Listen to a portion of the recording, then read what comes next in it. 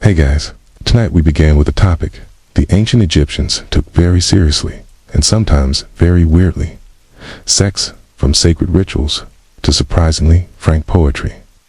This civilization was more open, creative, and frankly, experimental than most people today might be after 2 glasses of wine and a horoscope reading. So, before you get comfortable, take a moment to like the video and subscribe, but only if you genuinely enjoy what I do here. Let me know in the comments where you're tuning in from and what time it is for you. It's always fascinating to see who's joining us from around the world. Now, dim the lights, maybe turn on a fan for that soft background hum, and let's ease into tonight's journey together. The Egyptians didn't treat sex like Askandel, they treated it like plumbing, necessary, functional, and ideally, without too many blockages in ancient Egyptian society. Sex wasn't eaten behind closed doors, hushed whispers, or uncomfortable euphemism. It was part of nature. It's like the sun rising, the Nile flooding, or cats doing whatever they wanted. The gods did it, the farmers did it, the nobles did it, and crucially, no one felt the need to invent shame about it. The culture didn't frame sexuality as something dirty or dangerous. In fact, it was sacred, tied to procreation, fertility, health, and personal pleasure. Not necessarily in that order. This wasn't hedonism, as balance. Egyptian society ran on the principle of Mahat, cosmic harmony, K, and sexuality was part of maintaining that harmony. Fertility meant crops. Crops meant food, K. Food meant survival. So, if your sex life was healthy, the gods were probably smiling. Yeah, if not, well, maybe it was time to light a candle to Hathor and consider using more honey. This open attitude filtered into everything. Art, literature, and medicine. Even architecture. Temples featured carvings of fertility gods. Homes were often built with private areas for intimacy. K. And yes, ancient architects had enough tact to know that love doesn't flourish next to granaries. And unlike many later societies, ancient Egypt didn't obsess over celibacy or punish people for having sex unless it involved property disputes or someone else's wife. There were no mass puritanical movements or complex hierarchies based on who did or didn't do what with whom. Your social value wasn't chained to what you did in bed, was tied more to how much land you had, how good your grain harvest was, and whether you kept your linen white in the sow. If you're wondering why sex was treated with such casual sacredness in ancient Egypt, you can thank the gods who, frankly, they set the tone by making it part of their divine job descriptions. Let's begin with Adam, the original solo act. According to the Heliopolitan creation myth, Adam created the world by engaging in an act of, let's say, enthusiastic involvement.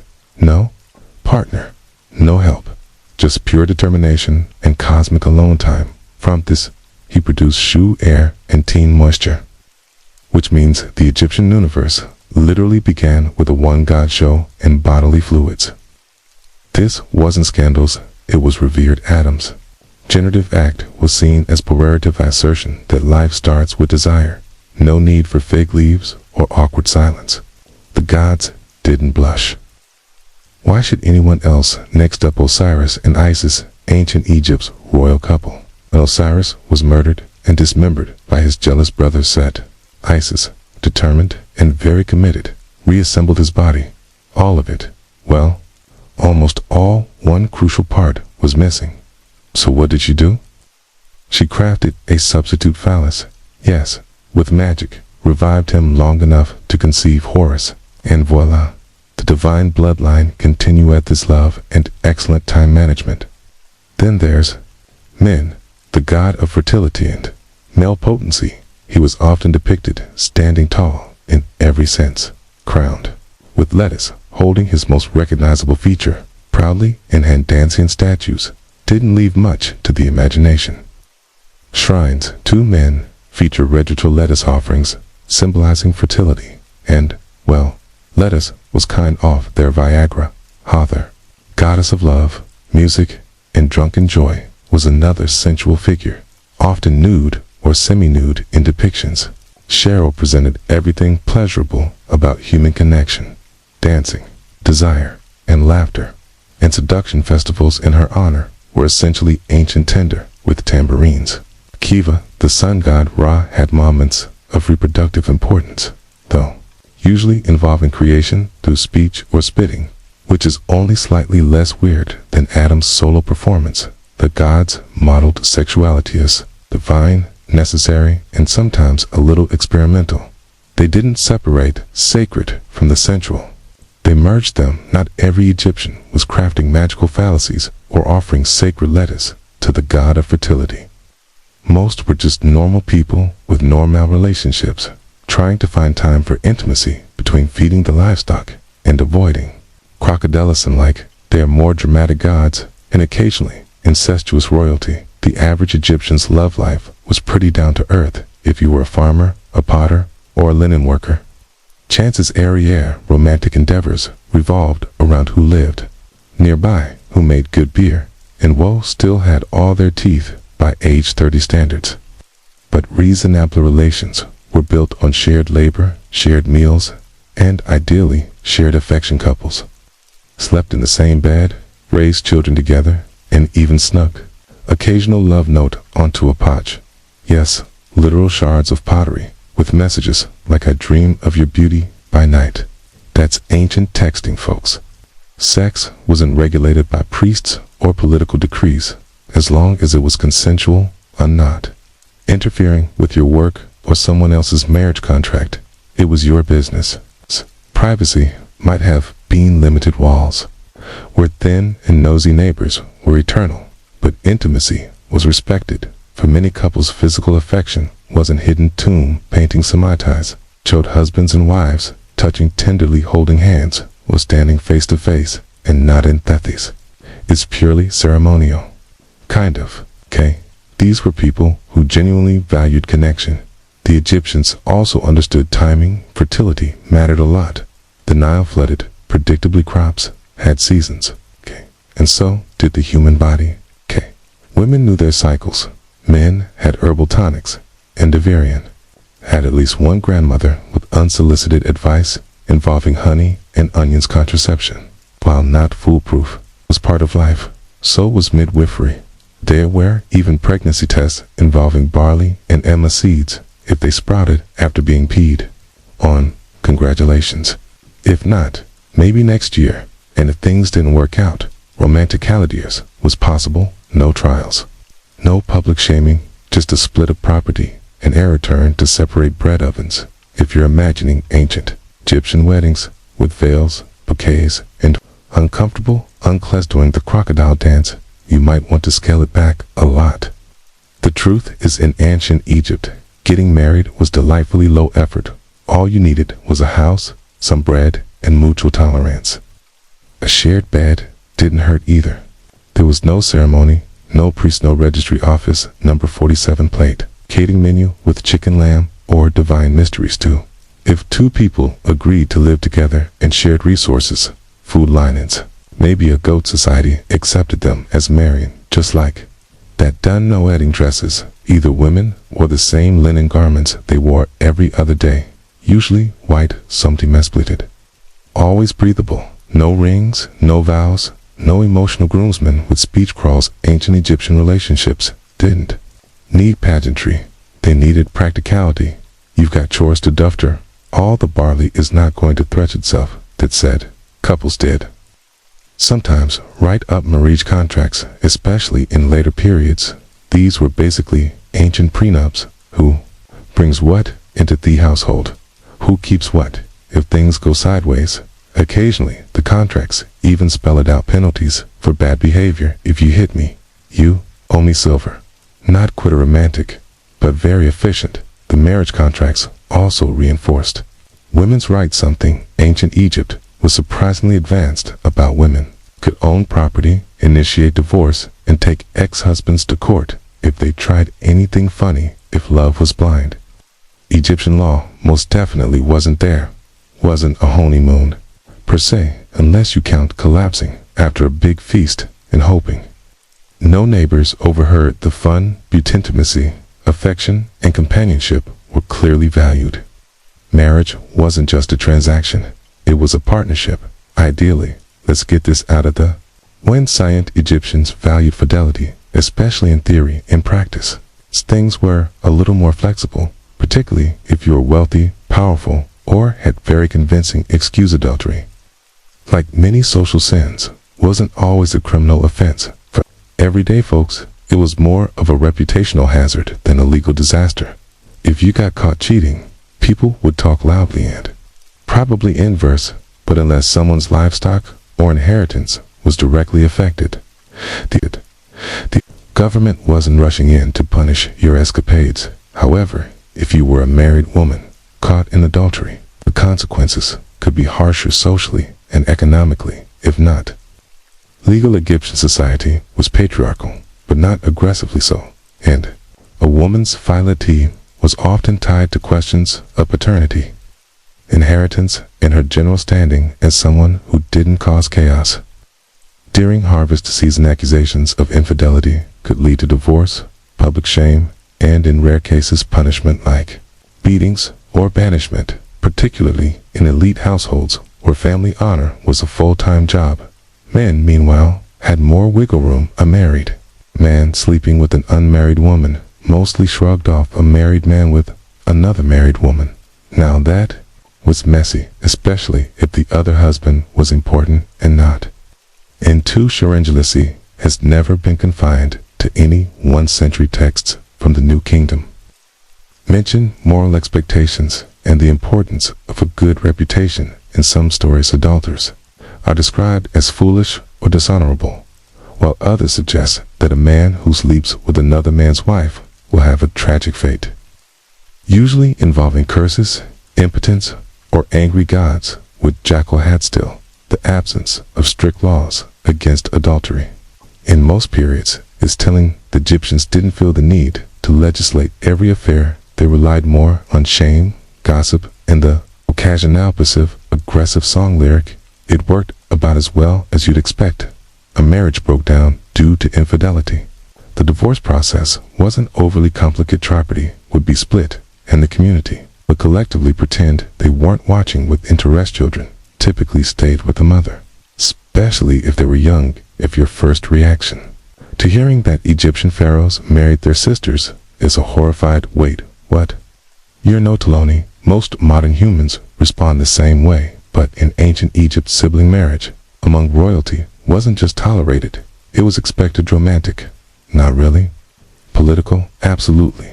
To understand this eyebrow-raising tradition, you have to think like a pharaoh. Imagine you believe your family is descended from gods, and not in a metaphorical, divine right way, but literally, if the gods married their siblings to maintain cosmic order, then obviously the royal family should do the same, because nothing says eternal stability like awkward family reunions that double as wedding receptions.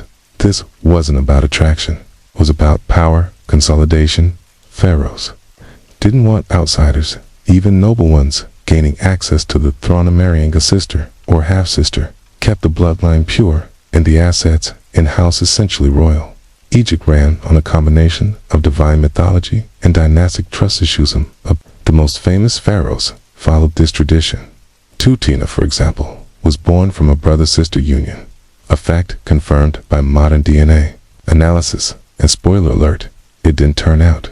Great Tut had numerous congenital issues, including a club foot and a fragile immune system, which might suggest that repeating the family tree too many times comes with consequence. Manui commoners were not partaking in this trend. Most regular Egyptians married outside their immediate families, like sane functioning people. Cousin marriage occasionally happened in real areas, but brother-sister unions were strictly for the folks with gold masks and burial boats. Even among royals, practice could cause problems. When Cleopatra, yes, that Cleopatra, took the throne, she technically married her brothers, plural as per custom, but Cheryl largely alone, and later aligned herself with men like Julius Caesar and Mark Antony, who were not thankfully related to her. To us, the whole concept seems bizarre, and yes, medically unwise, but to the ancient Egyptian elite, It was simply tradition, wrapped in God-complex logic. Divine bloodlines had to start vying, even if it meant sacrificing variety in the royal gene. Pool, you assume all ancient Egyptian art was solemn statues, stiff postures, and denless profile views. You're technically right, unless you've seen the Turin erotic papyrus. Then you realize, okay, oh, they had jokes and very detailed anatomy, while Egyptian art is mostly known for its restrained stoic pharaohs, serene. God's perfectly symmetrical profile faces the culture, okay, wasn't immune to cheekiness after all, wasn't taboo. So occasionally, the artist stopped carving falcons and started sketching something a bit more. Anima teeth, most infamous example, is that Turin papyrus now tucked away in an Italian museum like a naughty secret. It's believed to date to around 1150 BCE, and it contains explicit scenes, not vague mythological winks. We're talking graphic illustrations of men and women, including one gentleman balancing acrobatically on amphor, which is either symbolic or just showing off. Scholars debate whether it was satire erotica or a combination of both. Some think it was made to entertain, possibly even a bachelor's gift for someone with questionable taste. Others suggest 'twas a parody, an artistique rank, poking fun at how obsessed people were with fertility and large wigs. Aside from this outlier, most Egyptian erotic art was symbolic, not explicit. Temples didn't have Kama Sutra fresco. They had fertility motifs, sacred imagery, and occasional nudes representing rebirth, creation, or divine femininity. Goddesses like Hathor and fertility deities like men were often shown nude, but in a reverent way. Men, for instance, is always depicted standing tall, if you catch the drift, holding his signature symbol like a divine badge of honor. Then there's the use of humor and sexuality in marginal drawings. Animals behaving like people, exaggerate textures, and flirty little side sketches on workers. Ostrich, limestone flakes, used like sticky notes, the ancient equivalent of doodling in your notebook. When the foreman wasn't looking, eroticism in Egyptian art wasn't meant to scandalize. It was simply another part of life, occasionally celebrated, often ritualized, and sometimes hilariously over the top. These weren't repressed people, they just had an excellent sense of boundaries, and occasionally a day where they decided the scroll needed spice. If your idea of ancient love poetry is stiff, chiseled metaphors, like your beauty is like a grain silo, think again. The Egyptians may have carved hieroglyphs into stone, but their romantic writing was anything but rigid. These people knew how to flirt with ink, with style, and occasionally with absolutely no chill, preserved on papyri and broken pottery shards, because nothing says eternal love like a reused cereal bowl. Egyptian love poems date mostly to the New Kingdom period, around 1300 BCE, and they are rare-fruitingly honest, surprisingly passionate, and occasionally so steamy you'd think they were written during a Nile flood, with nothing better to do. Here's a genuine line from one: I shall down at home and pretend to be sick. Then you will come and see me, and if you'll come near me, I will get better. This isn't vague romanticism. It's flirtation with a plan. Both men and women composed these poems, often from a first-person perspective. It's rare for the ancient world. In Egypt, a young woman could describe the thrill of sneaking glances across the lotus pond.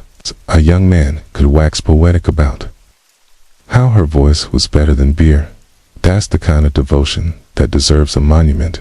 These weren't private diary entries either. Some of them were performed at banquets, read aloud for entertainment, courtship, or just to fill awkward silences between harp solos. Imagine ancient Tinder dates with live readings of passionate stanzas, followed by wine and maybe a goat roast stand. The metaphors, oh, they went all in. Fruit symbolized sensuality, hunting meant pursuit and seduction.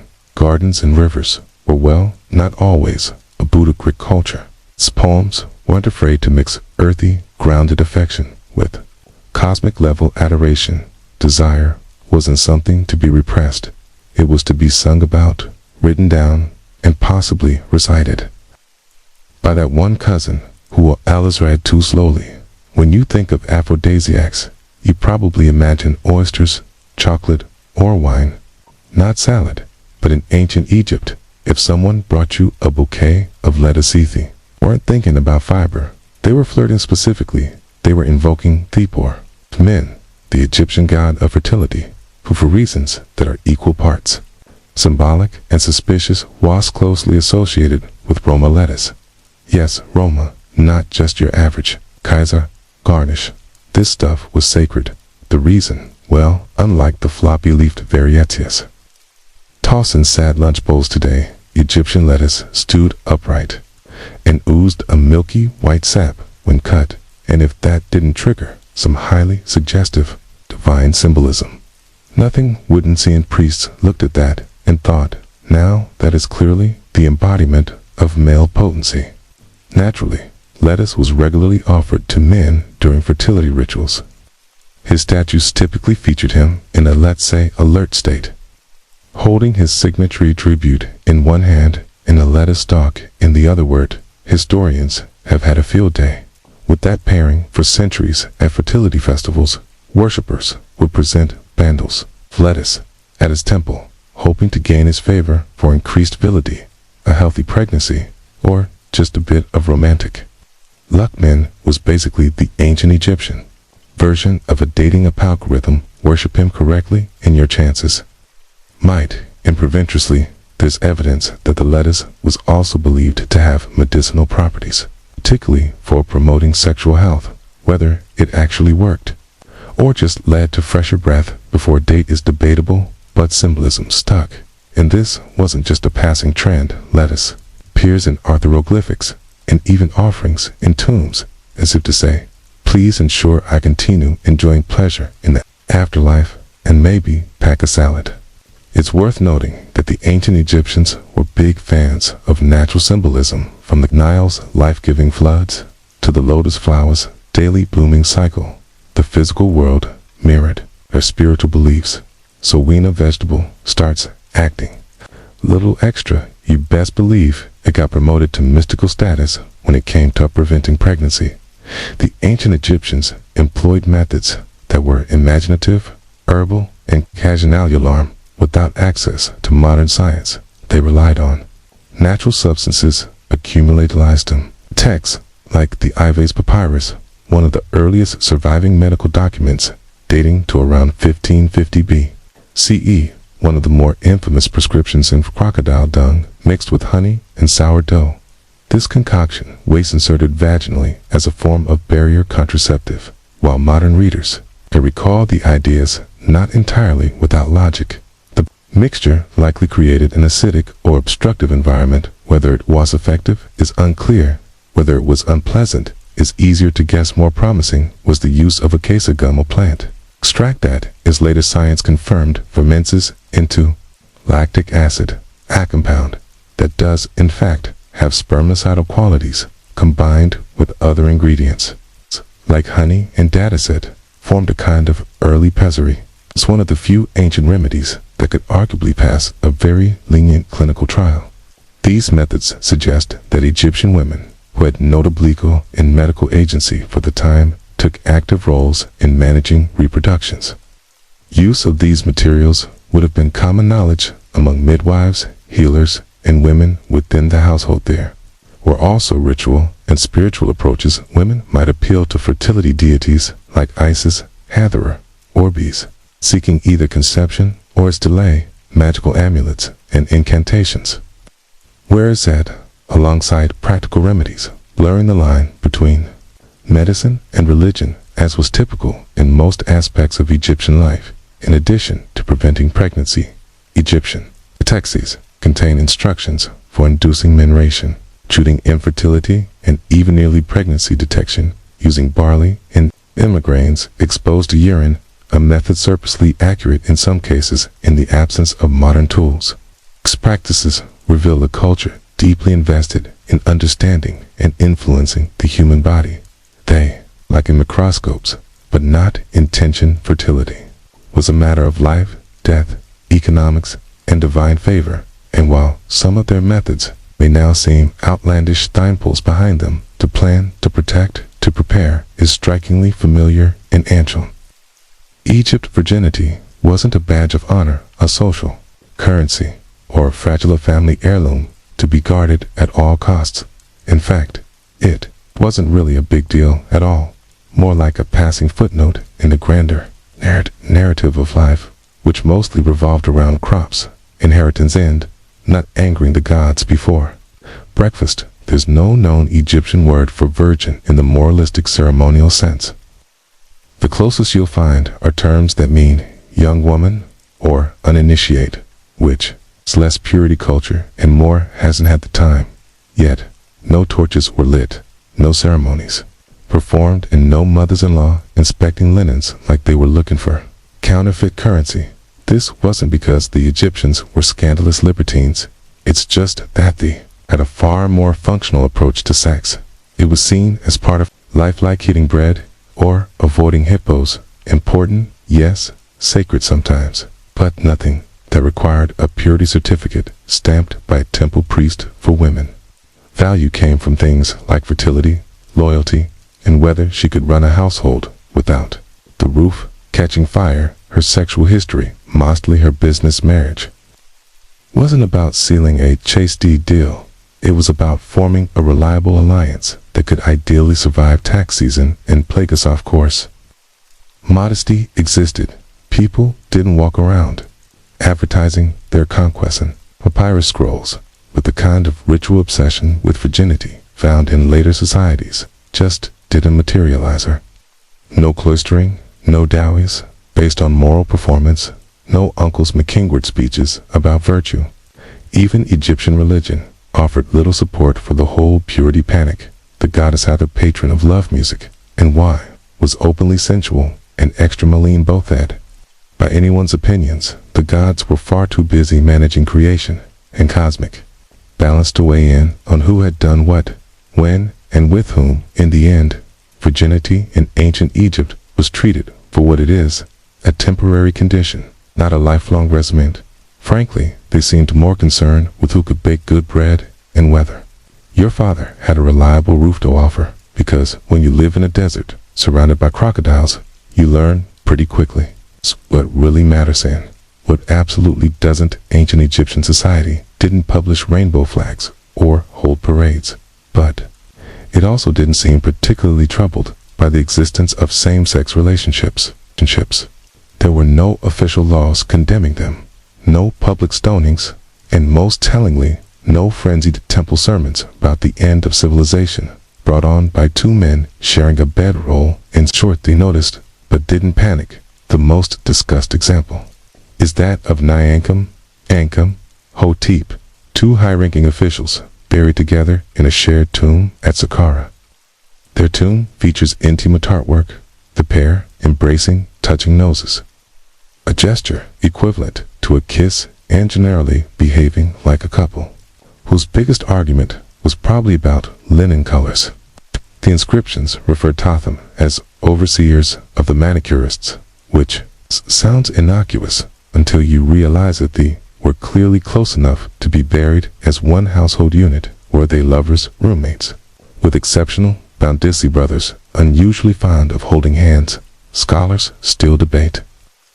But visual language leans heavily in favor of a romantic, or at least deeply affectionate bond, in the fact that their tomb exists beautifully decorated, publicly visible, suggests that Noble Dai was outraged they were important, respected, and apparently allowed to bet themselves, even in death. Egyptian texts and mythology also leave space for fluidity. Some deities, like Happy God of the Nile, are depicted as S3x, or androgynous. Others take on dual roles or switch genders in mythological tales without causing divine HR complaints. The gods, it seems, were not limited by human categories, and neither were the people invoking them. That said, there's no evidence of organized same-sex marriages or political recognition of same-gender unions. Egyptians were pragmatic. If a relationship produced heirs and property stability, great. If it didn't, well, that was your household's business. Intimacy, as always, was treated with a curious mix of privacy and normally, and while male same-sex relations are more visible in the records, female ones are almost completely absent, not because Egyptian scribes had a frustrating habit of figuring what women did when no men were around in ancient Egypt. Having children's Western just desirable. It was a social expectation, it's a spiritual duty, and, if you were lucky, a way to ensure someone would refill your tomb offerings long after you were gone. So, when a couple struck, let's conceive, it wasn't brushed aside. It was investigated medically, magically, and sometimes, both in the same afternoon. The ancient Egyptians approached infertility with characteristic pragmatism. Their medical papyri, particularly Tekahun, gynecological papyrus dating to around 1800 BCE, include detailed diagnosis, treatments, and methods for evaluating female fertility. There were instructions for examining cervical mucus monitoring cycles, and even a primitive pregnancy test involving urinating on barley and emma wheat if the grains sprouted. Congratulations, your household was about to get louder. If not, the next step might involve inserting herbal mixtures, fumigating the womb, yes, really, or appealing to higher powers. Beckhouse in Egypt. If medicine didn't work, magic was always available, and often recommended amulets played a central role. Symbols of Hathor, Isis, bears, or Tower, the hippo-shaped protector of childbirth, were worn, carried, or placed under pillows. Spells were recited, figurines were buried or cradled. One text suggests that to conceive a woman should drink a concoction of ground dates, honey, and carob while reciting a protective charm. Not FDA proved, but deeply heartfelt. Men, of course, weren't off the hook, but far fewer papyri bothered to question their reproductive contributions. In cases of persistent infertility, a man might be told to undergo purification rituals, consult a priest, or, in less official advice, simply try harder. And because this was Egypt's cosmic order, Ma was always part of the equation. A childless couple might be seen as unbalanced or even cursed, but Sosi didn't shun them. It offered remedies, hope, and a few very creative prescriptions. It's worth noting that despite all this effort, Egyptian households weren't necessarily overflowing with children. High infant mortality, disease, and malnutrition kept family sizes smaller than ideal, which only made fertility all the more sacred, and its absence all the more personal. If you think desire fades after death, the ancient Egyptians would like a word and possibly a carefully carved offering slab in their worldview. Death wasn't an end, it was a continuation of life, ideally with all the comforts, pleasures, and daily routines of the living world, including 6 funerary texts, tomb inscriptions, and grave goods. All suggest that the deceased hoped to carry their appetites into the afterlife, not just for bread and beer, but for love, touch, and Masibis. Frankly, what's the point of eternal life if it doesn't include a bit of pleasure? Tomb art often depicted couples embracing, holding hands, or standing intimately close, not just for sentiment, but as a spiritual blueprint. These weren't generic stock poses. They were deliberate messages to the gods. Please restore our bodies, our love, and if possible, our bedroom privileges. And yes, bodily restoration was a serious concern in the Book of the Dead and other Morty texts. The dead are promised their limbs will function, their hearts will be weighed fairly, and their, let's say, equipment will be returned intact. There are even references to revivify in certain parts of the anatomy. No detail was considered too personal for eternitized sexuality. Was tied to rebirth. The god Osiris, famously dismembered and reassembled by Isis, was revived, including a reconstructed phallus before fathering Horus. This myth wasn't just legend, it was a template if the gods resumed intimacy after resurrection. So should the rest of us. Some tomb inscriptions even included requests to the gods for continued love between husband and wife. In the Field of Reeds, the Egyptian version of Paradisite was envisioned as a lush, idealized version of earthly life. Tile, land, calm waters, eternal abundance, and evidently room for romance. While modern cultures often compartmentalized sex as earthly and mortal. The Egyptians folded it seamlessly into their afterlife ideology. It wasn't shameful or forgotten, it was sonother, part of the soul's well-being, like food, music, and not having to pay taxes ever again. In the end, they hoped for what most people still do: comfort, companionship, and little joy. Even if it took mummification and a few magical scrolls to get there. When we peel back the linen wrappings of ancient Egypt, metaphorically of course, what we find is a civilization that didn't treat the human body as something shameful, sinful, or suspicious. It was seen as natural, powerful, as capable of both divine creation and very human desire. Sex, for the Egyptians, was not a secret to be hidden. It was a fact of life, discussed in poems, depicted in art, sometimes vividly, and written into thievery myths that shaped their worldview. Gods themselves fell in love, flirted, seduced, and occasionally caused fertility-related chaos across the Nile, in a culture where existence flowed from cycles: the flooding of the river, the return of the sun, the rebirth of the soul. Sexuality was part of Lied Rhythmot, an interruption of it. They also took a practical approach, from contraception to fertility treatments to love songs and afterlife desires. The Egyptians faced physicality, hidden often with more clarity than many societies that came centuries later. There was no hysterical legislation, no moral panic, no need for uncomfortable censorship scribbled in the margins of sacred texts. Just a clear understanding: bodies do things, people feel things, and the world keeps turning. Importantly, they didn't overthink it. Sex wasn't put on a pedestal, nor was it dragged through the mud. It was part of health, love, family, and synonymous religion, worthy of respect, but not surrounded by neurosis. Even their gods, powerful and eternal, didn't shy away from physical form or intimacy. In fact, P embodied it. And while not every practice holds up today, we're looking at two crocodile dung. The attitude remains refreshingly modern, or perhaps modernita has just taken 3,000 years to catch up. And maybe that's the legacy worth remembering: a culture that didn't fear the body, didn't vilify desire, and somehow still managed to build pyramids on top of it. Elite was August 24th, 1814, in Washington, D.C. was burning columns of smoke choked night sky as British soldiers torched the most symbolic buildings in the young republic: the Capitol, Theatricary, the War Office, and the President's Mansion. Later to be called the White House. Flames licked the rooftops as the redcoats walked through the city, almost casually, facing no organized resistance.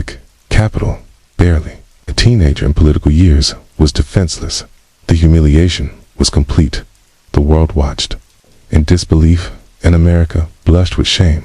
But to understand how things get this bad, you have to rewind a bit. 2 years earlier, the United States had declared war on Great Britain. Filled with confidence and grand illusions, the Americans thought the war would be swift and glorious, that they'd invade Canada, defeat the British, and finally earn global respect. After all, Britain was already exhausted fighting Napoleon in Europe. Surely they wouldn't have the energy to bother with a scrappy ex-colony. Acting tough, they were wrong. Not only did the invasion of Canada fail miserably, but the U.S. Navy's few successes couldn't make up for repeated land defeats. Political divisions inside America made matters worse. Some states didn't want the war at all. Supplies were short, strategy was confused, and worst of all, the British never forgot. 1814. Napoleon was defeated, and Britain had a clear calendar with veteran troops now available. They turned their full attention across the Atlantic, and they were ready to send a message on that would sear itself into the American psyche for generations. Washington, D.C. wasn't just targeted for military reasons. It was symbolic. The seat of power, the pride of the Republican. On that humid August day, it was left almost completely undefended, because no one really believed the British would dare strike it directly. The irony: they didn't just dare, they planned it down to the minute. What unfolded wasn't a battle, it was a torchlit parade of revenge. A reminder from the British Empire despite the revolution, still had the power to humiliate its former colonies, and its death flames engulfed the House of Representatives, and smoke blackened the dome of the Capitol. America had to ask itself a painful question. Had they underestimated the empire they once defied? The British didn't just appear in Washington by magic. Their road to the Capitol was shockingly easy, 'cause the Americans practically opened the door for them. Their landing point was Benedict, Maryland, a sleepy town on the Pugson River. From their seasoned British Major General Robert Ross led roughly 4,500 troops, many of them veterans, fresh from the Napoleonic Wars, on a march toward Washington. And it wasn't a desperate push through enemy territory, no, it was more like a Sunday hike. Why? Because the Americans barely tried to stop them. President James Madison and his government knew the British were coming. They had time warnings, had come from scouts, and even civilians, but bureaucracy, indecision, and just plain wishful thinking led to a sluggish and chaotic Defense Secretary of War, John Armstrong Jr. In a moment of genius, Nile insisted the British wouldn't dare attack Washington. They'll go for Baltimore, he claimed repeatedly. Spoiler, they didn't. Brigadier General Winder was the man in charge of stopping the British advance. Unfortunately, Winder was better at writing reports than leading troops. His hastily assembled defense consisted of militiamen, many untrained, undisciplined, and some reportedly drunk professional soldiers. He had, or too few, worse. Winder hesitated. He kept pulling back instead of digging in, unsure where the British would strike. The two forces finally met on August 4th at the Battle of Bladensburg, just northeast of Washington. American force outnumbered the British. But that didn't matter. The battle was a total fiasco. Militia men broke ranks and fled before firing a shot. Some simply dropped their weapons and ran. President Madison himself was on the field briefly, then wisely decided to not die with the amateurs. British, stunned by the ease of victory, pressed forward. No trenches to overcome, no burning barricades, no desperate defense of the Capitol, just a straight shot into the city. It was a comedy of errors, but no one was laughing. By the time the British reached Washington, American leadership had dissolved into chaos. Madison fled. Government documents were being stuffed into cards. First Lady Dolly Madison refusing to abandon the White House without dignity, packed up valuables, including Gilbert Stuart's now famous portrait of George Washington. As night fell, the redcoats marched in, and the match was almost ready to be lit. By the time the British entered Washington, the city was nearly deserted. Politicians had fled. The streets were acquitted. Eerily so, the only sounds were the boots of British soldiers and the soft crackle of fires already smoldering from earlier skirmishes. Major General Robert Ross and Admiral George Cockburn led their men with clinical precision. No looting, no chaos, just a disciplined mission to make a statement. And what a statement it was. The British troops began with the Capitol building. It was still under construction, but the North and South wings, the chambers of Congress, were complete enough to symbolize the pride and function of the American government. The British set fire to both wings. Flames engulfed the Library of Congress. The books and manuscripts, some irreplaceable, went up in smoke. It wasn't just a military blow. It was a cultural one. Next, they moved to the White House, known as the President's Mansion. Dolly Madison had already fled, but not before rescuing that now iconic portrait of George Washington. British troops found the building empty, but dinner was laid out on the table, untouched, in what might be history's most awkward meal. British officers sat down and enjoyed the president's dinner before torching the place. They were deliberate, almost ceremonial, in the destruction. Cockburn, coup, had a personal score to settle with the Americans for mocking him in political cartoons. Reportedly made a point of burning the offices of anti-British newspapers, and even stood atop the speaker's chair in the House of Representatives, declaring mockingly, "Shall this harbor of Yankee democracy be burned? Oh yes, it shall." Over the course of 2 days, building after building was put to the torch.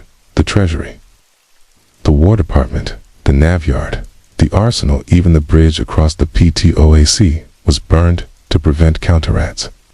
Yet, despite the thoroughness, some sites were spared. The Patent Office, for instance, was saved because one brave American, William Thornton, convinced the British that it served all mankind, not just the U.S. government.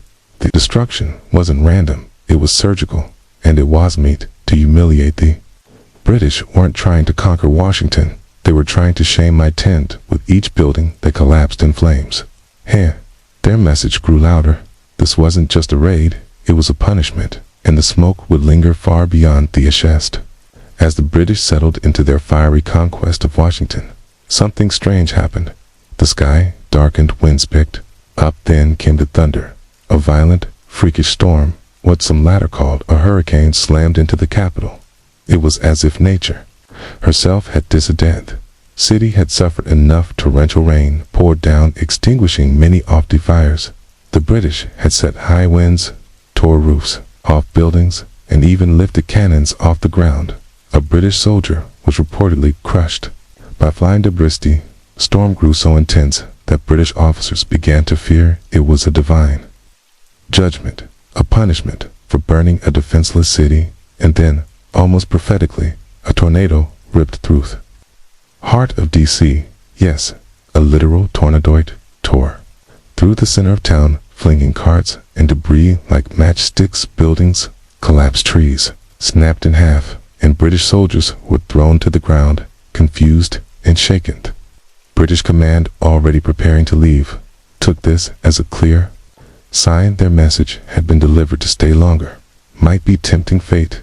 They pulled out of the city. The next day, their mission complete, in their boots, barely dry for Washington. The storm was both a curse and a blessing. On one hand, it caused even more destruction, ripping apart already damaged structures and flooding the streets. On the other hand, it helped extinguish the flames and may have prevented the complete destruction of the city. It quite literally washed away the British presence in the minds of many Americans. This storm took on near mythical status. Clergy declared it an act of divine intervention. Editorials praised the hand of providence. Even hardened soldiers whispered that God had stepped in to protect the capital when man had failed to do so. Of course, nature doesn't take sides.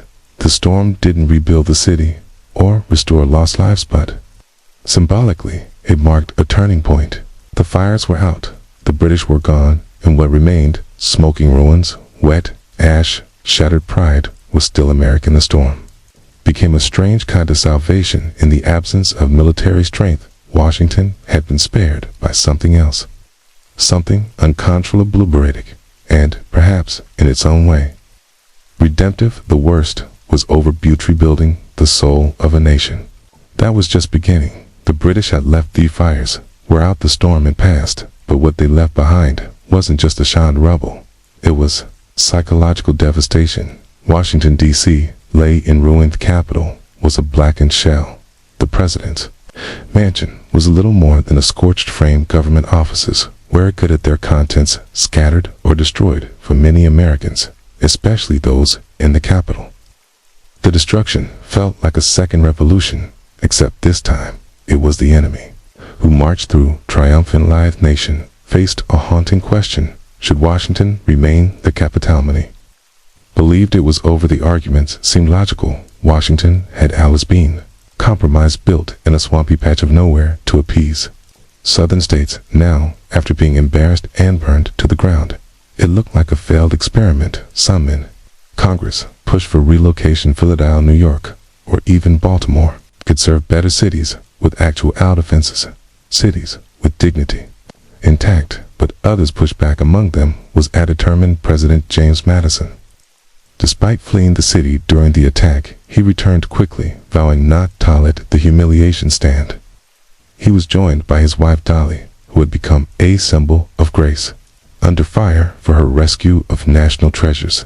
Together, they insisted that the city would rise again. Rebuilding with slow funds, where tight morale was, saw Congress convened in temporary quarters, first at the Patent Office, then later in a makeshift brick building known as the Old Brick Capitol.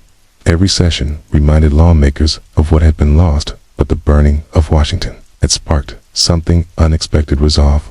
Ordinary citizens, craftsmen, and laborers joined in efforts to restore the city brick by brick. The Capitol rose a gainer.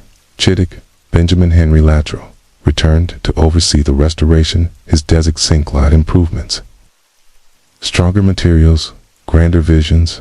The president's mansion too was rebuilt, eventually being whitewashed to hide the burn marks. That's how it earned its now famous nickname, the White House, rather than being abandoned. Washington became a symbol of American tenacity, a reminder that even in the face of utter humiliation, a republic could endure and rebuild. And while scars remained both visible and emotional, they hardened into resolve. Washington wasn't going anywhere because the true capital of a nation isn't just in buildings, it's in belief. The burning of Washington wasn't just a blow to architecture. It was a blow to the national ego. Up until that moment, many Americans had viewed the War of 1812 as a misguided sideshow, a political miscalculation wrapped in patriotic noise. But when British troops torched the heart of the Republic, the counter snapped. Awake panic gripped citizens up and down the East Coast. If the capital could fall so easily, what city was safe? Baltimore, Philadelphia, even New York. Suddenly, the war felt very real, very close, and very dangerous. Public opinions, divided, began to harden. The old Federalist arguments that the war was unnecessary and poorly managed began to seem almost treasonous. Fine critics of President Madison now had to admit that the time for squabbling was over. The country had been slapped across the face, and it needed to respond. Militias were called up, local defenses were reinforced. Baltimore, in particular, braced for what many assumed would be the next British target. Citizens dug trenches, built fortifications, and readied their harpoons. The British had lit a fire, not just in the buildings of Washington, but in their hearts of Americans. But it wasn't just fear that spread, it was defiance. Newspapers printed fiery editorials calling for revenge. Preachers thundered from pulpits about divine justice. Artists created stirring images of Dolly Madison and burning buildings, turning catastrophe into a kind of folk heroism out of the ashes. A story began to form, not of defeat, but of resilience. It was a strange transformation. The loss of the capital could have crushed morale, but instead it ignited a nationwide sense of unity. There was shame, yes, but also a desire to prove the United States was not just a flimsy experiment in democracy, that it could take a punch and still stand. President Madison, once a cautious and often unpopular leader, began to grow in stature. He had stood by his ruined capital, vowing to rebuild, and that image of a battered but resolute republic resonated deeply. The British had hoped to humiliate. Instead, they galvanized. The war wasn't over, but America had finally begun fighting it, not just with muskets ball, with meaning. If Washington was the slap, Baltimore was the punch backest. Weeks after burning the capital, British forces set their sights on Baltimore, a major port city and home to privateers who had been harassing British shipping. Confident after their success in Washington, the British assigned Baltimore would fall just as easily. They were wrong. At the time, the Redcoats approached in mid-September 1814. Baltimore was read to local citizens, laborers, and even enslaved people had worked day and night to fortify the city. More than 10,000 volunteers dug trenches, built iron walls, and armed Fort McHenry with heavy cannons. This wasn't going to be another walkover. The British strategy was a classic two-pronged assault, a land attack from the east and a naval bombardment from the Papsco River. But from the beginning things went sideways. General Robert Ross, the same man who had marched triumphantly into Washington, was killed early in the land battle by American sharpshooters. His death dealt a blow to British morale and left their command structure scrambling. Meanwhile, at sea, the British fleet began a 25-hour bombardment of Fort McHenry. Stir across the sky. Bombs exploded over the fort all night long, but the defenders held firm. They refused to surrender, even as the fort trembled under fire. And then came the morning of September 14th. As the smoke cleared and silence returned to the harbor, the British expected to see a white flag. Instead, they saw something else. A massive American flag flying defiantly over the fort's ramparts. That flag, stitched by Mary Pickers's Gill, was 30 feet tall, waving in the morning. Breeze like a middle finger to empire on a British ship. Watching all of this was an American lawyer named Francis Scott Key. He had come to negotiate a prisoner release. But what he saw that night inspired him to scribble down a poem. Its opening line, "Oh say, can you see by the dawn's early light?" The British realized Baltimore would not fall. They withdrew humiliated as time.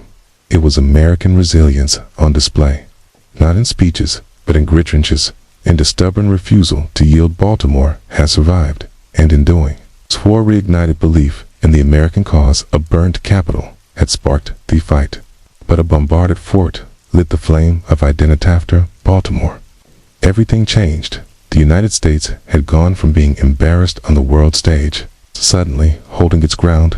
The British, expecting a quick end to the war with a decisive blow-in. Washington now faced growing resistance and fewer wins. Their war machine was slowing logistically stretch, and politically pressured. They began to rethink the costs of dragging the conflict on Baltimore's defense. Wasn't just a military win, it was a psychological one. It gave American negotiators something to stand on. In the quiet city of Ghent, in what's now Belgium, talks between British and American diplomats entered a new phase. First, British demands were steep. They wanted a Native American buffer state, in the Midwest, control over parts of the Great Lakes, and even certain territorial concessions. But American diplomats, especially John Quincy Adams and Henry Clay, refused to bend. They argued from a position of resilience, not desperation. And then the British started to blink. War in Europe had drained them. Post-Napoleonic Britain had its own domestic unrest to manage. Trade disruptions were hurting both economies. American refusal to surrender after Washington and their successful defense of Baltimore had shifted perception. This war, it turned out, couldn't be won with fire alone. By December 24, 1814, both sides reached an agreement, the Treaty of Ghent. The T essentially declared a draw. Noland changed hands. No reparations were paid. Impressment, one of the key reasons U.S. had gone to war, wasn't even addressed, but neither side wanted to admit defeat, so they agreed to return to the status quo antebellum. Things as they had been before the war, and in a strange twist of history, one of the most decisive American victories. The Battle of New Orleans happened 2 weeks after the treaty was signed, thanks to the slowness of 19th century communication, but that when sealed the emotional victory. Americans needed the war ended, not with a dramatic surrender, but with a mutual shrugged. Still, for the United States, it felt like something more. They had survived the burning of their capital, rallied at Baltimore, and walked away with their sovereignty and pride intact. And just like that, the Second War of Independence, as some would call it, came to a close. The embers of Washington were still warm, but from those ashes, a new kind of American identity was beginning to form. The burning of Washington was more than a war tactic. It became a defining national trauma, yet in the strange way history often works. That moment of utter disgrace gave birth to something quietly powerful: identity. The immediate aftermath, Americans had every reason to feel defeated. Their capital was reduced to smoldering rubble. Their president had fled, their army had collapsed in battle. But the story didn't end there. In fact, it was just beginning. Out of that destruction came a collective refusal to be defined by loss. Reconstruction of Washington wasn't just about bricks and mortar. It was about defiance, memory, and renewal. New Capitol and White House would become architectural symbols of national endurance. The very act of rebuilding was a political message to the world: we're still here, and it worked. The war may have ended in a stalemate on paper, But in the American imagination, it became something else entirely. The idea that a young, disorganized republic could take on the world's greatest empire, get burned, battered, but never broken, began to solidifies a sense of exceptionalism. The War of 1812, and particularly the burning of its capital, marked a kind of coming-of-age moment for the United States. It also forced change government, took defense more seriously. Fortifications were improved along the coasts. The military, long neglected since the Revolution, began receiving better funding and more strategic organizations. Civilians, too, saw themselves differently, not as scattered citizens of states but as participants in a shared national experiment. Culturally, the flames left a mark. Francis Scott Key's poem, inspired by the defense of Baltimore, would become the national anthem. More than a century later, the term White House, born from the post-fire renovation, became permanent. Dolly Madison's bravery became a legend. And the city that once seemed like a failed compromise became the unquestioned heart of the nation. Even the British in time came to treat Devon with a sort of embarrassed quiet. They had succeeded militarily, but arguably failed diplomatically. Their fire may have burned the walls, but not the will. In the end, the burning of Washington wasn't just a low point. It was the spark that tested and proved the durability of a republic still learning how to stand. And that fire, once meant to humiliate, helped forge the American spirit in flame. In medieval Europe, the journey into motherhood often began before a girl had fully left childhood. A girl's value, status, and even salvation were often wrapped up in her ability to bear children, especially sons. While today we might think of motherhood as a personal choice or biological event, in the Middle Ages, it was a social obligation. Women weren't just expected to become mothers, they were destined for it. Marriage was the first step among peasants. It might be arranged by families eager to merge land, labor, or livestock among the nobility. Maria's was a political chess move. A noble girl might be married off by age 12 or 13, sometimes even younger. In betrothal, her body pledged to a future. Alien's fertility wasn't just a blessing, it was a bargaining chip. Once married, the pressure to conceive began immediately. A wife who failed to become pregnant after a year or two was whispered about, suspect pied, sometimes even accused of moral or spiritual failing. If a noble woman failed to produce an heir, her husband might seek annulment, or worse, take a mistress more capable. Among the nobility, a woman's womb was a national asset. Kingdoms rose or fell based on whether a queen could produce a healthy male heir. Pregnancy was met not just with celebration, but anxiety. The stakes were high. A male child might mean the continuation of a dynasty. A daughter, not useless, but certainly not ideal. Peasants' women, meanwhile, had less dynastic pressure, but not less expectations. Shield meant laborers. A growing family could support the farm, tend livestock, and, maybe, just maybe, help the parents in old age. But with high infant mortality and no understanding of maternal health, every pregnancy was a gamble. Motherhood wasn't considered a choice. It was an expectation, a calling, even a form of offense. The church taught that Eve's sin condemned women to the pain of childbirth, and so motherhood became both duty and punishment. Women were praised for suffering in silence, for embracing fire, role without complaint. In the medieval mindset, a woman who didn't bear children was a curiosity, at best a failure. At worst, the womb wasn't privatized, was public property. Divine machinery and dynastic infrastructure, alien and for most women, it defined not just their lives, but their deaths. Childbirth in the Middle Ages was a battlefield, and the woman giving birth was often the lone soldier. There were no doctors in white coats, no sterile instruments, and certainly no painkillers. Instead, there were dimly lit rooms, wooden stools, herbal tinctures, whispered prayers, and an ever-present fear that this birth might be her last. Labor usually took place at home, rich or poor. Most women gave birth surrounded by other women, midwives, female relative as neighbors. Men were rarely present. In fact, childbirth was considered a deep live male domain. both sacred and dangerous. A midwife might have some knowledge passed down through generations, but she had no formal training, and if something went wrong, if the baby was breached, if labor stalled, if there was hemorrhaging through, was little anyone could do. Pain was expected. In fact, it was theologically required. The church taught that Eve's original sin had cursed women to suffer in childbirth. So, enduring that pain was often seen as spiritually virtuous. Screaming out too loudly that might be interpreted as weakness.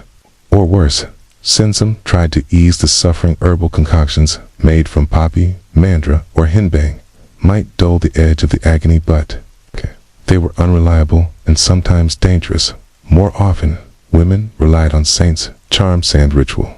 The girdle of Saint Margaret was a popular talisman wrapped around a laboring woman's belly to protect her. And the child holy relics were placed under beds. Psalms were chanted. Midwives crossed themselves before cutting the umbilical cord. And yet, death hovered. Maternal mortality was tragically common. Women could die from blood loss, infection, or retained placenta after giving birth. Some survived the labor, only to succumb to puerperal fever later. What we now know is often caused by unwashed hands or dirty linens. It's estimated that 1 in 10 births ended with the death of the mother. For poor women with multiple pregnancies, the odds only worsened. Stillbirths, too, were frequent. Babies born to early tismal or to still, and when a child died unbaptized, it raised terrifying questions about their soul. In this world, childbirth wasn't just biology, it was spiritual prayer and penance, and every new life came at the edge of death's door. Bringing a child into the world was only the beginning. The real struggle for both mother and child was survival in the Middle Ages. The odds were merciless. Nearly half of all children died before reaching the age of 5. Some never took their first breath. Others succumbed to illness before they could even walk. A child's first year was the most dangerous. Fevers, infections, and malnutrition were ruthless killers, and medical understanding was virtually non-existent. Peasant mothers bore the brunt of this reality, living in cramped homes with dirt floors surrounded by animals and drinking water from contaminated wells. They fought a daily war against disease. Diarrhea, respiratory infections, and tetanus were common causes of death. Were no antibiotics, no vaccines, and certainly no hospitals. Even a mild fever could spiral into tragedy. Noble women had cleaner surroundings and better access to food, but they were not immune. Disease didn't care about titles. Plague, smallpox, measles, they took royal and commoner alike. In fact, high birth rates among the nobility weren't just about producing heirs, they were about statistical survival. Having one son wasn't enough. You needed backups. This brutal reality shaped how mothers viewed their children, especially in the early years. It wasn't uncommon for parents totally naming a child until they passed infancy. Some mothers resisted, forming strong attachments right away, not out of coldness, but out of necessity. Grief was a familiar visitor. To bury one child was tragedy. To bury several was routine. Yet, love still existed. Fear-seeking, desperate love. We see it in letters, in wills, in prayers, scrolled in the margins of manuscripts. We see it in the way mothers would walk miles to find healing herbs or bring purus for a deathbed baptism. They didn't just mourn their children, they fought for them with everything they had. The emotional toll was enormous. There were no therapists, no mourning leave, no grief counselors. A mother might lose a beef on Monday and return to her chores on Tuesday. The fields needed plowing, the fire needed stoking. Life moved forward, whether your heart was ready or not. In medieval motherhood, hope and heartbreak lived side by side. Every birth was a miracle, every survival a small defiance against the crushing odds for noble women. Motherhood wasn't just personal, it was political. A noble woman's womb was an asset of the crown, a vessel for alliances, dynasties, and succession plans. Her pregnancies were attacked with more intensity than most medieval wars, and every child, especially our son, was a strategic victory or public failure. The pressure was immense from the moment. A marriage, a noble woman's sole duty, was to produce heirs, not just any children, legitimate, healthy male children. A queen who failed to do so risked being cast aside. Kings might seek Cainomites, mistresses, or even Nuebs altogether. Just ask Anne of Bohemia or Catherine of Aragon. A barrenable woman wasn't just pied, she was politically useless even when children were born. The mother's work wasn't done here. Role became one of anxious oversight. She didn't necessarily raise the children herself. Wet nurses, governess, and tutors were typically responsible for daily care, but she was expected to manage their education, secure their futures, and guard their reputations. Like a hawk, mothers of future kings often endured endless court gossip, factional intrigue, and manipulation. Their sons were pawns before they could walk, betrothed before they could speak, and daughters, they were marriage chips, often sent to foreign courts as teenagers, sometimes never to return. Still, noble mothers weren't always distant or decorative. Some wielded enormous influence through their children. Alilana of Aquitaine to digest birth kings. She advised them, corrected them, and in one case, Rebecca's won Margaret of Anjou, led armies to defend her son's throne. Isabella of Francia-Orchestra, the deposition of her husband in her son's name. These were not passive mothers. These were political operatives disguised in velvet and lace.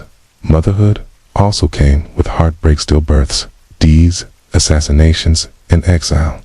Royal children were far from sympathy. Higher the rank, the deadlier the game. Emotionally noble mothers lived in constant tension. They had status, but not always agency. Love for their children was real, beautiful, tangled with duty. They were expected to sacrifice their bodies, their privacy, and even their maternal instincts for the good of their house. If noble women bore the weight of dynasties and minty authors carried the full burden of survival, raw, relentless, and unromantic. For the medieval peasant woman, motherhood wasn't a stage of life, it was life itself. It began young, ended late, and rarely offered rest. In between, these women typically married in their mid-teens and were pregnant almost constantly through their 20s and 30s, with no access to reliable birth control, and with the church staunchly condemning any form of contraception. Pregnancy was a near constant state. Each child born was another mouth to feed, but to saw potentially another pair of hands to work the land. Peasant women gave birth at home. No doctors, no clean linens, and no privacy. A neighbor, midwife, mitassist or not.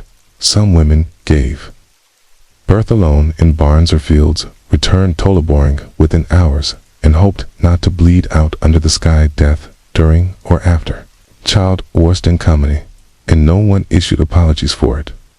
Life was cruel fast, and unsentimental child rearing began the moment the umbilical cord was cut. There was no such thing as maternity leave.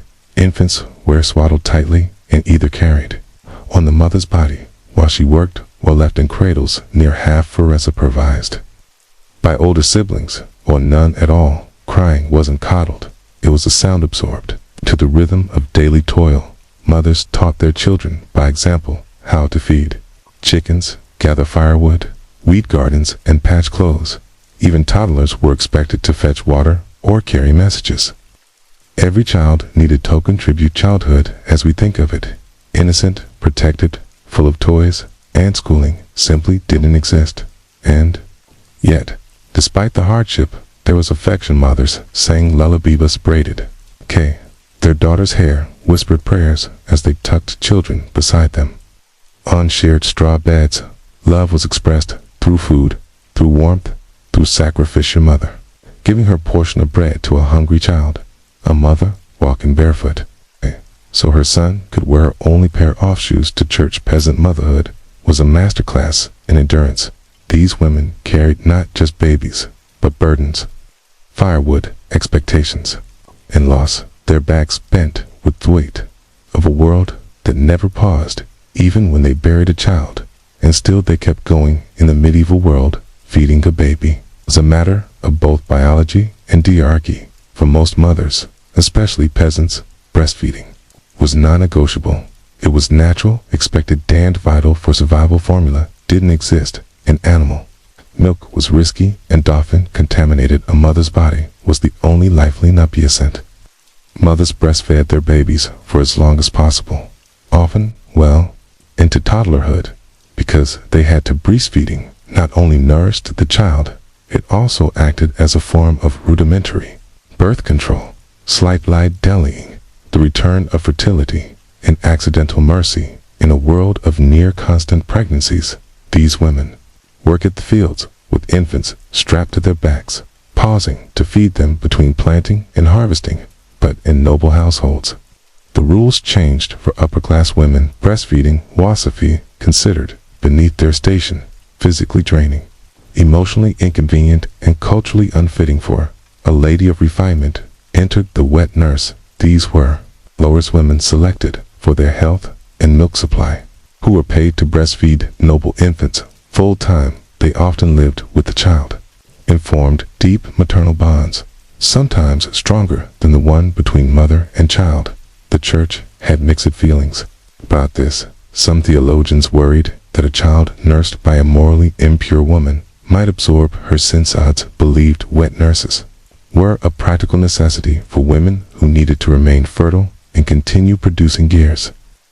After all, a queen could not risk wasting time nursing one child when she needed to be pregnant with the next infant. Care itself was harsh by modern standards. Waddling was nearly universal. Babies were wrapped tightly in cloth to straighten their limbs and train them not to move. Too much. Diapers existed, but were often reused. Rags or muslin cloth changed infrequently. Baths where rare teething was treated with CHARMS or folk remedies. Cribs were hard if they existed at all.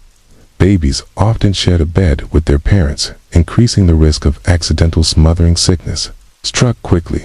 Remedies ranged from herbal infusions to prayers to saints, and if a child died, especially in infancy, some believed it was God's will, or worse, punishment for the mother's sin. Still, mothers did what they could. They rocked, soothed, fed, and sang lullabies in languages long lost. Love found its way even in the mud and shadows of medieval life. In medieval Europe, motherhood wasn't just physical labor, it was spiritual labor too. The church had a firm grip on the experience of pregnancy, birth, and parenting. Everything from conception to burial was soaked in religious meaning, and a mother's soul was always under scrutiny before childbirth. Women often turned to saints for protection. Saint Margaret of Antioch was especially popular among expectant mothers. Legend claimed she could protect them during labor because herself had once emerged unscathed from the belly of a dragon. Her prayers were recited, her image worn on tokensure, name whispered during contractions. Childbirth in the eyes of the church was tainted by sin. Thanks to the story of Eve, women were told that pain and laborious punishment for humanity's original fall. So even in the most joyful moment, the birth of a child, a mother was reminded of her innate guilt, and if she died in childbirth without confession, she risked spiritual peril. Once the baby was born, baptism became the next urgent step.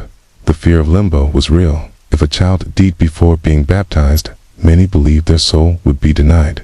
Heaven midwives were sometimes authorized to perform emergency baptisms if a baby was too sick to wait for a priest. The idea of eternal damnation for a newborn was horrifying, but not uncommon in medieval theology. Superstition filled in where doctrinal gaps. Mothers tied charms to cradles, hung herbs above doorways, or drew protective symbols in ashes on the floor. The evil eye, malevolent fairies, and demonic spirits were all blamed for sickly babies or miscarriages. Some mothers whispered secret names for their children to confuse spirits who might come to steal them away. The church also had control over how women were reintegrated into society after birth. The churching ceremony, usually held about 40 days after delivery, was a kind of ritual purification tool. Then a mother was considered spiritually unclean and was expected to stay out of public worship.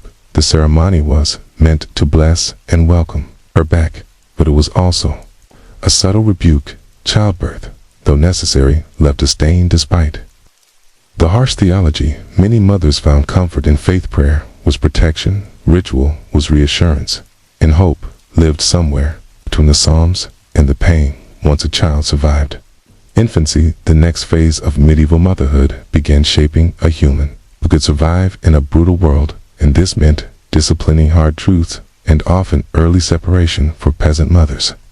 Education wasn't about books, it was about survival skills. From the moment a child could walk, they were expected to contribute. Girls helped gather firewood, feed chickens, and carry water. Boys learned to tend animals, swing tools, and follow behind their fathers. In the fields, mothers were the first teachers, showing their children how to knead dough, spin wool, or patch a worn tunic. The lessons were practical, immediate, and passed down like heirlooms. Discipline was stern, but not necessarily cruel. In a world where disobedience could mean death, a wandering child might drown in a well or be kicked by a horse. Strictness was a form of love. Choral awkwardness was common, but so were rewards: a warm meal, a kiss on the forehead, a song by the hearth. Affection and correction often went hand in hand among nobility. Education took a different shape. Boys were sent off to train as pages or squires. Often before they turned 10, girls were sometimes placed in convents or noble households to learn etiquette, embroidery, and the finer points of courtly behavior. For noble mothers, this meant letting go of their children early, sometimes never to raise them at all. It didn't mean they didn't care. Letters from noble women revealed deep concern for their children's health, marriages, and reputations. A noble mother might not tuck her child in every night, but she was often behind the scenes, arranging their futures like a chess master. Still, the emotional toll of separation was real. Children might be raised by strangers, nursed by others, and married off by 15. A mother might hear of a child's death via messenger, or not at all. And yet, medieval mothers found ways to stay connected through prayers, through keepsakes, through tradition. She passed down songs, names, and customs, embedding themselves in their children's lives. Whether near or far, medieval motherhood wasn't about holding on. It was about preparing to let go early, often, and without guarantee. Medieval mothers rarely left written records. They didn't pen diaries or publish books, but their fingerprints are everywhere in the lullabies that survived, the traditions passed down, the prayers carved into chapel walls, and the bones of the children they raised against all odds. Their love didn't look like ours. There were no baby showers, no ultrasound photos. On the wall, affection was quiet, practical, and often masked by the need to stay emotionally guarded. After all, when so many children died young, to love deeply was to risk devastation. And yet, mothers did love fiercely, patiently, and without pause. We find traces of that love in the margins of medieval texts, where a woman scribbled her lost child's name beside a prayer, and letters from queens begging for news of their children, in the battered shoes left on graves, and folktales where mothers trade their lives for their children's safety. These weren't symbols of weakness, they were acts of defiance. In a world constant letting, maternal strength loss was a constant companion. Stillbirths, fevers, plagues, where a mother could raise 10 children and bury 6. Mourning was pervade, often silent, yet carried for a lifetime. Grief wasn't always spoken, beauty was never absent, and still they endured. They endured childbirth. With no medicine, they endured the shame of barrenness and the pain of losing child. After child, they endured the church's scrutiny, society's demands, and their own body's limits. Some endured violence from husbands, others endured exile, poverty, or starvation. But through it all, they nurtured, protected, taught, and most miraculously hoped. They are legacy aren't written in stone monuments, but in generations that followed. They are the unnamed ancestors who fed us, clothed, used. Somehow, made it all work. They built the foundations of family and survival even when the odds said they shouldn't. Have medieval motherhood wasn't saintly, and it wasn't soft. It was tough, complicated, heartbreaking, and brave. It was sometimes joyful, often tragic, always violent. Every sense, these women were the silent architects of the medieval world.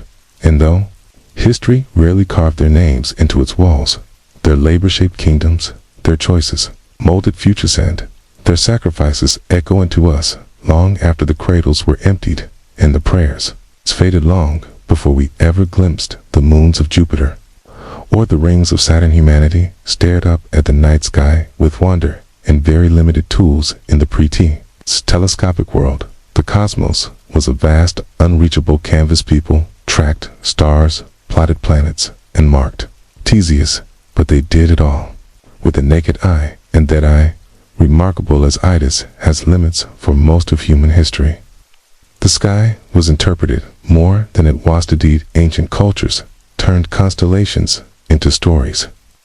Orion was a hunter, Scorpio, a scorpion sent by the gods.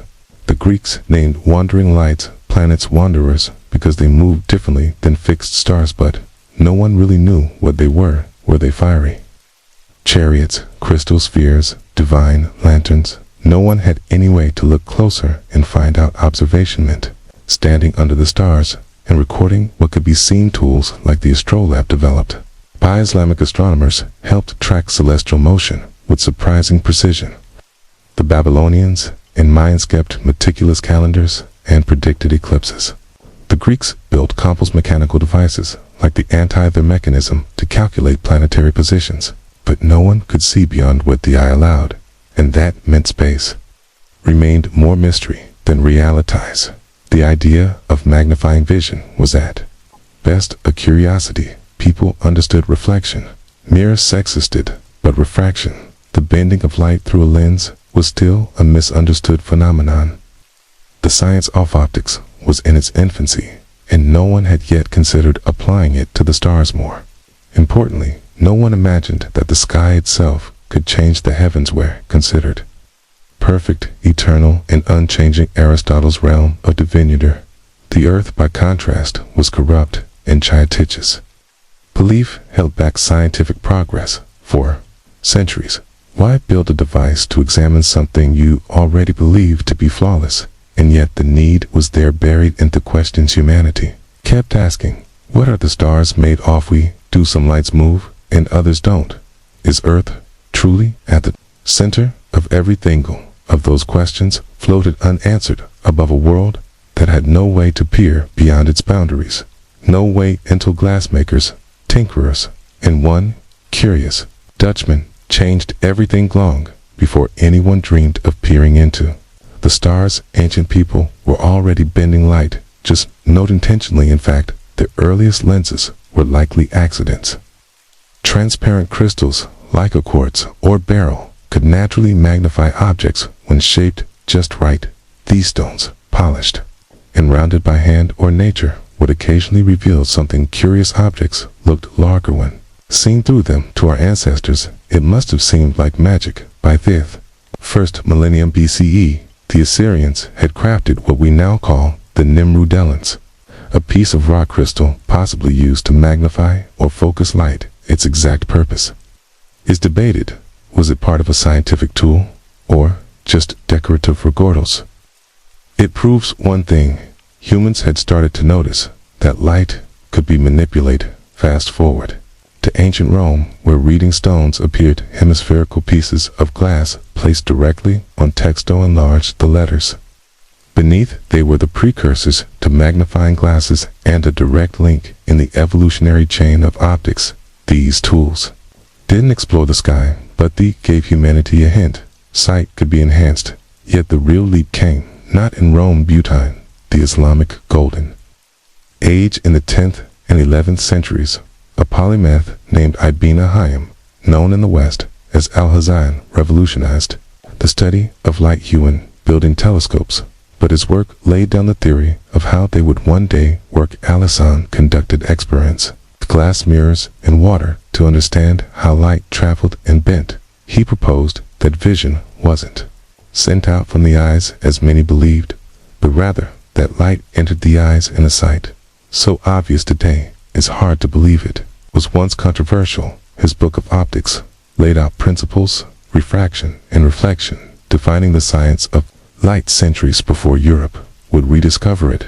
Though these thinkers never applied their theories to the stars, they built the intellectual scaffolding needed for future inventors. Their writings, once translated into Latin, spread through medieval Europe, presenting the stage for the explosive optical experimentation of the Renaissance. By the 13th century, the science of optics had quietly crept into everyday life, not through astronomy, but through a far more personal issue: bad eyesight.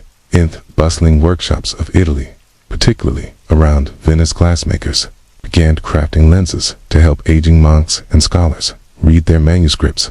The result: spectacles. The earliest spectacles appeared around 1285, likely in Pisa or Venice. They wear simple, convex lenses framed in wood or metal, designed to sit precariously on the nose. There were no temples, no arms to hook behind the ear sussers. Simply pinched them into place or held them up by hand, but the effect was revolutionary. For the first time, people could fight back against fading vision. The popularity of reading glasses spread fast, especially among clergy and educated elites. Monks could now read scripture well into their later years. Scholars could pore over texts late into the night. Glass makers had stumbled upon a booming industry, even though they didn't fully understand the physics behind what they were selling. Still, this new obsession with magnification planted an idea in the collective imagination. If glass could help us see the small, could it also help us see the distant? The leap wasn't immediate. For centuries, spectacle making remained a trade-focused individual needs, helping people see books and thread needles. But in the background, knowledge of convex and concave lenses slowly matured. Artisans began playing with lens shapes, scoldarscopied, and built upon old Arabic texts about refraction. Tinkering became more ambitious. The Renaissance, with its mania for rediscovery and reinvention, poured fuel on this fire. Experimenters began combining lenses, sometimes in place, sometimes in pursuit of genuine innovation, and eventually someone stumbled upon a prism configuration that did something unexpected. It brought distant objects closer. That someone, according to most accounts, K.C.A. Lem Pushy, a Dutch spectacle maker who, around 6008, assembled a device that could magnify faraway objects. It wasn't perfect, but it worked. His invention, a simple tube with 2 lenses, was dubbed the spyglass. It had the power to change warfare, navigation, and soon the cosmos. But Lipuschi wouldn't be the one to turn it to the stars. That would take a different kind of mind. Part scientist, part showman, and entirely unafraid to challenge the heavens. When news of Hans Lippusch's spyglass reached Italy, one man saw something others didn't, a way to challenge the very fabric of the cosmos. That man was Galileo Galilei, a mathematics professor from Pisa with a flair for experimentation and a deep skepticism toward accepted truths. Upon hearing of the Dutch device in 6009, he didn't just want to copy it, he wanted to improve it. Within months, he built his own telescope, first a 3x magnification, then an 8x, and soon, after a 20x, Comparetto Lippusch's clunky tool. Galileo's telescope was sharper, longer, and more refined, and then he pointed it at the sky. The moment was historic. Through his hand-made lenses, Galileo became the first human to truly see the heavens.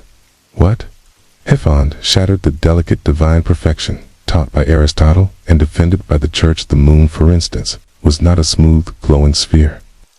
Galileo saw craters and mountains imperfecting. The Milky Way wasn't a milky smear, it was made up of countless stars. Jupiter, thought to be just another wandering light, had moons, 4 of them orbiting the planet like tiny celestial satellites. He named them the Medicean stars after his patrons, but we know them today as the Galilean moons Io, Europa, Ganymede, and Callisto. And most shocking of all, Venus had phases, just like the moon, proving it orbited the sun, not Earth. With each observation, Galileo drove a dagger into the heart of the old geocentric model. The Earth, it seemed, was not the center of everything. On his worst, was bigger, stranger, and more dynamic than anyone had imagined. Galileo published his findings in Sidereus Nuncius, the Starry Messenger, in 1610. It was a sensation. A celestial tell-all crowds gathered to see his telescope. Echelers praised him. The church grew uneasy because this wasn't just a scientific tool anymore. The telescope had become dangerous. It offered evidence that contradicted centuries of theological doctrine. The heavens, once thought immutable and divine, now looked massy, changing and full of motion. Galileo hadn't just invented astronomy, had weaponized vision, and with a few polished lenses, he had started a war between observation and belief. The stars would never be safe or silent again. Galileo had proven what 2 lenses and a tube could do, but his Galilean design, one convex lens at the front, one concave, the eyepiece, had limits. A narrow field of view, blurry edges, and paltry magnification. Once you push beyond 30x, enter Johannes Kepler, the German mathematician, already famous for his laws of planetary motion, reading The Starry Messenger in 1610. Kepler asked a simple question: could the optics be better? Within a year, he wrote Dioptric, a treatise that rewrote the rule book of lenses. Kepler proposed swapping Galileo's concave eyepiece for a second convex lens. The image would flip upside down, but the payoff was hugely wider field, sharper focus, and theoretically unlimited magnification. Clear self never built the device. He spent his life juggling patronage, plague wind, family tragedy. But his blueprint spread across Europe like contraband tinkers seized on the idea in Italy. Francesco Fontana crafted long, unwieldy strands, some stretching 6 meters, claiming 160 by power in the Netherlands. Christian Huygens and his brother would later push the length past 30 meters to hunt for Saturn's rings, but the first verified Keplerian telescopes appeared in the 1630s. Likely built by the Jesuit astronomer Christoph Scheiner, he demonstrated one to the emperor in Vienna, dazzling courtiers with retangled spies on distant church spires. Albeit all upside down, the inverted view was a small price to pay for clarity. Yet it created a new market, erecting eyepieces and clever mirror diagonals for land-based viewing. Artisans in Paris and London competed to sell astronomical versus terrestrial models. Telescopes were no longer scientific curiosities. They were luxury items for nobles who wanted to brag about seeing ships before they reached Head Harbor. Meanwhile, Kepler's optics ignited serious science. With clearer images, astronomers could sketch sunspots, mapped lunar valleys, and time Jupiter's moon so precisely that they proposed using them as celestial clocks. For longitude, the telescope was evolving from a disruptive gadget into an indispensable instrument. Yet every added inch of focal length made tubes sag and glass blur. The race was on 4 shorter telescopes with longer power. That challenge would summon a genius who hated chromatic smears and loved apples. One, Isaac Newton. The arms race of vision was far from over. It wasn't changing shape by the mid-600s. The refracting telescope had stretched at absurd proportions in pursuit of better magnification. Astronomers were building scopes longer than houses, some over 100 feet long, just a tame, frustrating fluorochromatic aberration. This was the rainbow-colored smudge that bold around bright objects as light passed through curved lenses. Color split like a prism, creating blurry halos.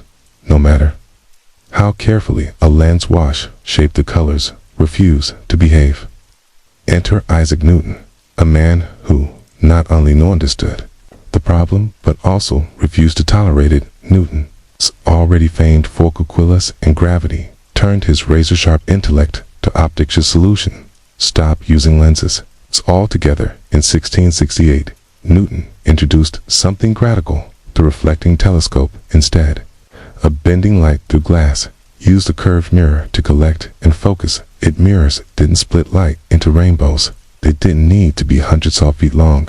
And best of all, they could be short, powerful, and precise. Newton's design used a concave primary mirror at the bottom of the tube, which reflected light to a flat diagonal mirror, then into the eyepiece mounted on the side.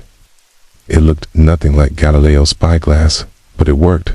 The image was crisp, clear, and most importantly, free of color distortion. At first, Newton kept his invention quiet. He wasn't a fan of public drama. But by 1672, he presented the telescope to the Royal Society, and it caused a stir. Here was a compact instrument with better performance than refractors.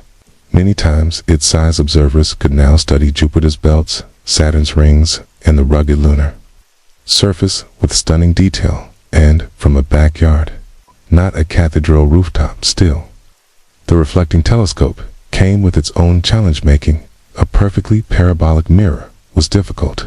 Versions used polished metal, which tarnished quickly, and had Tobe repolished constantly.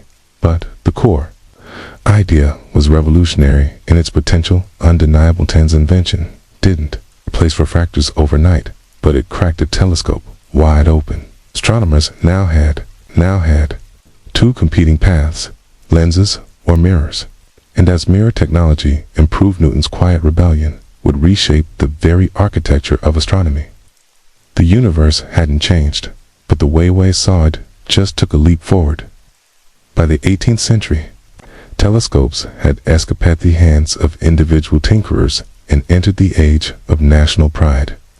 Royal funding and scientific ambition. The telescope was no longer just a clever invention. It was now a weapon in the battle to understand the universe. And across Europe, astronomers were wielding it like never before.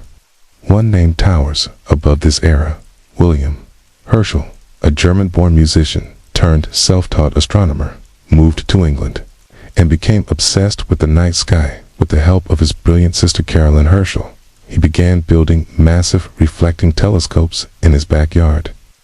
Melting metal, casting mirrors, grinding lenses by hand. One of his designs reached over 40 feet long with a 4T wide mirror.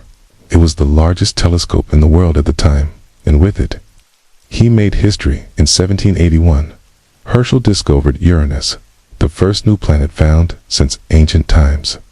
It shook the foundations of astronomy. Suddenly, the solar system was bigger than anyone had imagined. Herschel didn't stop there. He charted thousands of stars, cataloged nebulae, and coined the term galaxy. He speculated that some of the fuzzy clouds seen through his telescope might be entire island universes far beyond our own. Caroline, meanwhile, became a respected astronomer.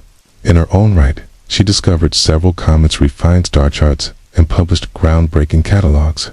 Tirelessly beside her brother in the observatory elsewhere, the telescope was also helping scientists crack long-standing puzzles as trackers as of Venus, calculating the Earth's distance from the sondoscopic measurements, improved celestial navigation, allowing ships to traverse oceans with far greater pressure.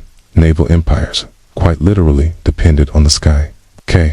And while Newton's reflectors remained elite instruments, achromatic refractors, which reduced chromatic aberration using special lens combinations, were now commercially available. Opticians, like John Donne, refined lenses to sharpen the image without the rainbow smears, offering the best of both worlds, clarity and color correction. Observatories were being built across Europe. Paris, Berlin, Greenwich. Astronomy became institutionalized. Telescopes sat not just in scholastics, but in towers, domes, and royal estates. They had become symbols of enlightenment and empire.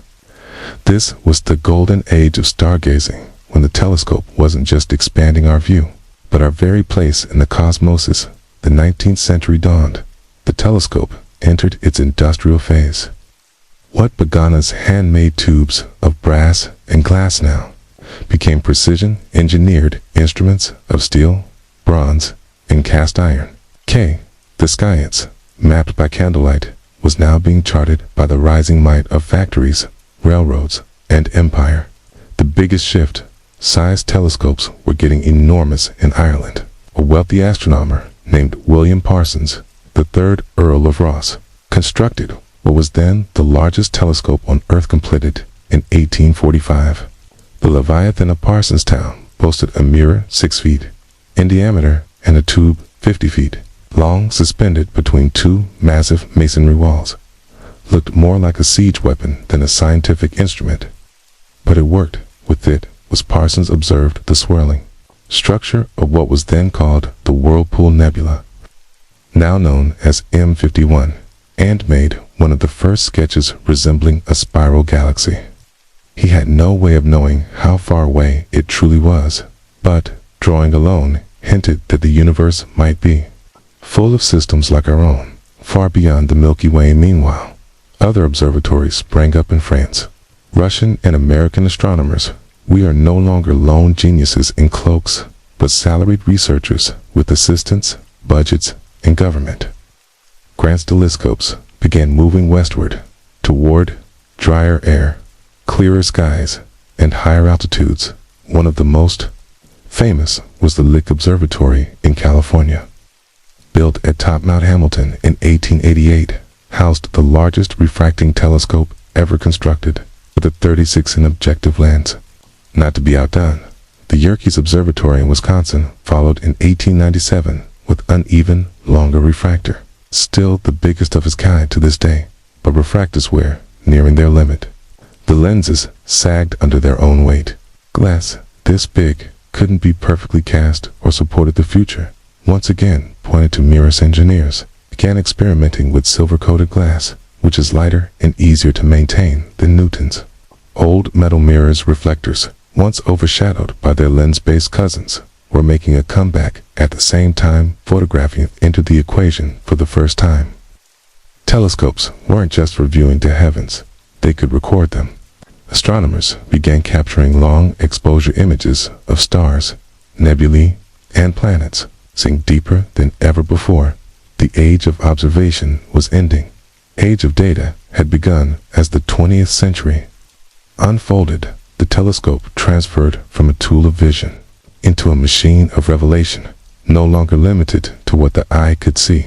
Telescopes began collecting data across the entire electromagnetic spectrum, unlocking secrets the visible light had always hidden from us.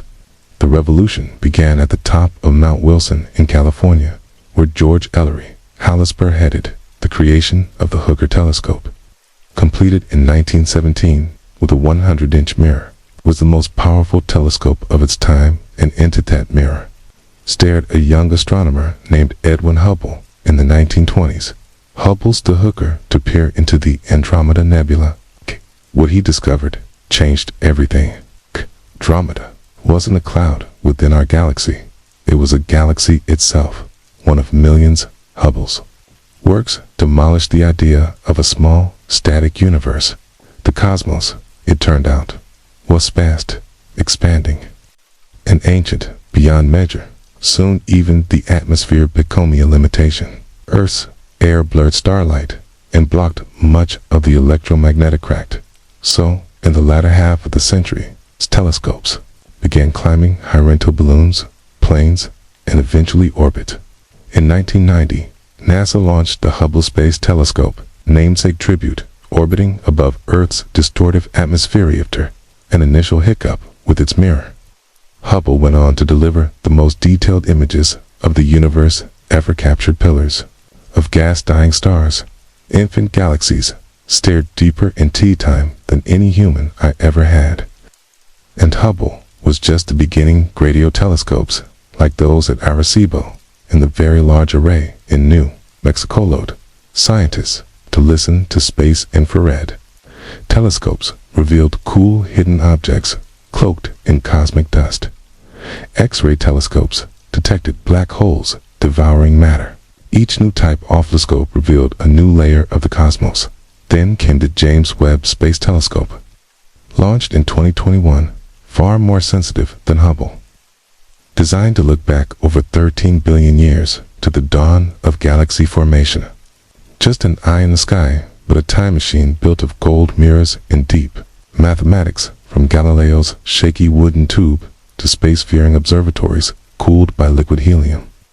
The telescope has evolved into an instrument of pure awe. We no longer just see the universe. We decode it, and with each new lens mirror or frequency unlocked, we inch closer to answering the question that started it all. What else is out there?